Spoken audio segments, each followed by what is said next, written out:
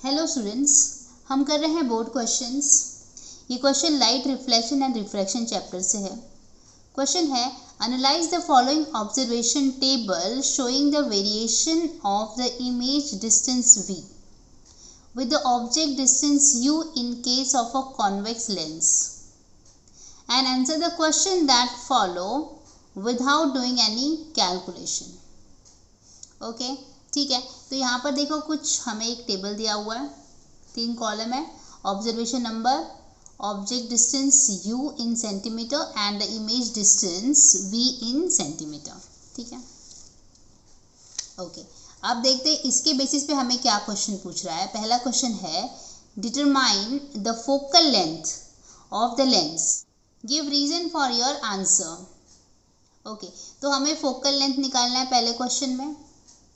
Okay तो और एक और चीज़ जो हमें नोट करनी है, ये जो रीडिंग है वो सारी की सारी कौन से लेंस के लिए है? कॉन्वेक्स लेंस के लिए।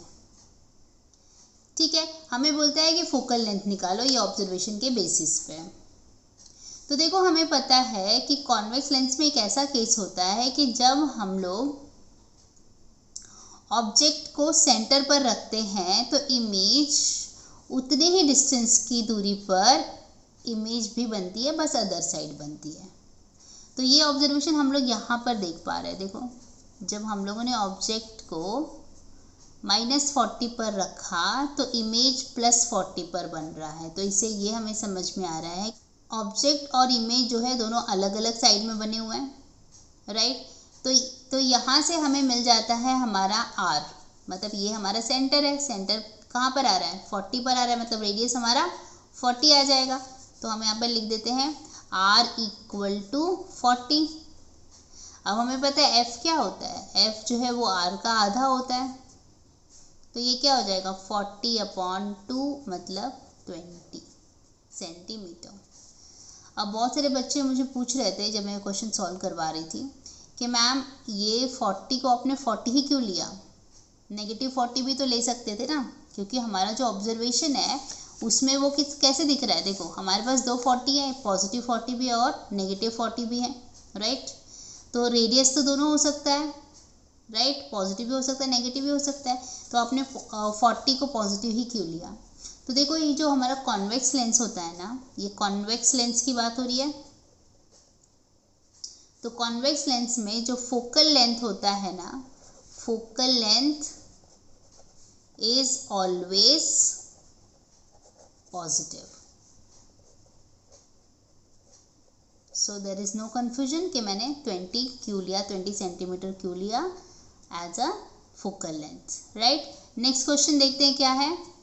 ओके तो नेक्स्ट क्वेश्चन है, find the magnification of the image formed in the observation number 3। ओके तो ऑब्जर्वेशन नंबर 3 देखते हैं हम लोग।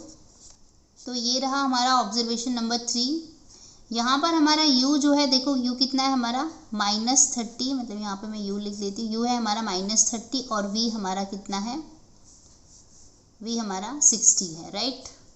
u is -30 and v is 60। ये इग्नोर करना, ये गलती से हो गया है। ठीक है, तो मैं यहाँ पे लिख देती हूँ कि मुझे u मिला है -30 और v मिला है 60। ठीक है, अब क्या हमें मैग्नीफिकेशन का फॉर्मूला पता है? यस पता है। तो m = v/u होता है। v हमारा 60 है और u है -30, 0 0 कैंसिल, तो ये हो जाएगा -6/3, 3 1 जा 3, 3 2 जा, तो आंसर कितना आ गया? -2। तो -2 इज अ मैग्नीफिकेशन। ठीक है, नेक्स्ट क्वेश्चन करते हैं। ओके तो नेक्स्ट क्वेश्चन है, the numerical value of the magnification in cases of observation 1 and the 2 is same. List 2 differences in the images formed in these 2 cases। Okay तो चलिए हम लोग ऑब्जर्वेशन पहले चेक कर लेते हैं। ओके तो ये लोग यहाँ पे 1 और 2 के ऑब्जर्वेशन की बात कर रहे हैं। यहाँ पे कह रहा है कि इस दोनों ही केस में मैग्निफिकेशन सेम आ रहा है। ठीक है, तो अभी इमेज के बारे में क्या डिफरेंस है या फिर इमेज में क्या डिफरेंस आएगा वो हमें बताना है। ठीक है, तो देखो अगर हम लोग पहली वाली ऑब्जर्वेशन को ऑब्जर्व करें तो हमें क्या दिख रहा है कि ऑब्जेक्ट जो है वो -15 पर है और इमेज कहाँ पर आ रहा है -60 पे, राइट। मतलब क्या, दोनों भी नेगेटिव है। देखो नेगेटिव से हमें ये क्या समझ में आ रहा है कि जिस डायरेक्शन में ऑब्जेक्ट है उसी साइड में हमारा इमेज भी बन रहा है, ठीक है। तो हमें एक चीज़ पता है कि अगर ऑब्जेक्ट और इमेज दोनों एक ही साइड में होते हैं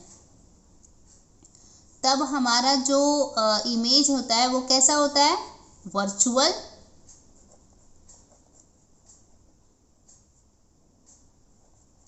और इरेक्ट होता है, राइट। इसका मतलब पहले वाला केस में हमारा जो इमेज कैसा बनेगा, वर्चुअल एंड इरेक्ट बनेगा, ठीक है। दूसरा वाला केस अगर हम देखें तो देखो साइन ही हम ऑब्जर्व कर रहे हैं, तो यहाँ पर हम देखें ये पहला वाला जो ऑब्जेक्ट डिस्टेंस है वो नेगेटिव में दिया हुआ है और यहाँ पर जो इमेज डिस्टेंस है वो कैसा दिया हुआ है, पॉजिटिव दिया हुआ है। मतलब दोनों अलग अलग साइड में बने हुए हैं, राइट, अपोजिट डायरेक्शन में बने हुए हैं। दोनों का इमेज जो है, इमेज एंड ऑब्जेक्ट जो है वो अलग अलग साइड में बने हुए हैं। Other side of the lens है हमारा इमेज और ऑब्जेक्ट जो है वो other side of the lens है, मतलब दोनों के साइड अलग अलग है। तो अगर ऐसा केस होता है तब हमारा जो इमेज होता है वो कैसा होता है, रियल एंड इन्वर्टेड। मतलब यहाँ पर ये कैसा बनेगा, real and inverted,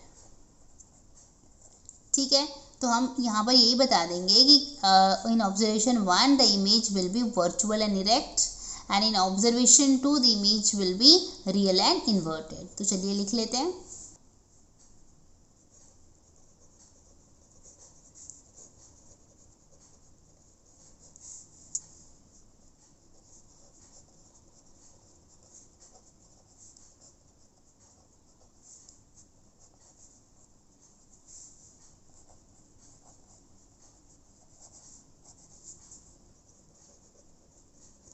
Okay, so image formed in observation 1 is virtual and erect, and in observation 2 it is कैसा आएगा, real and inverted. It is real and inverted. Okay, तो यहाँ पर ये क्वेश्चन हमारा ख़त्म हो जाता है। आई होप आपको समझ में आया है। Keep watching, keep learning. Thank you, bye bye.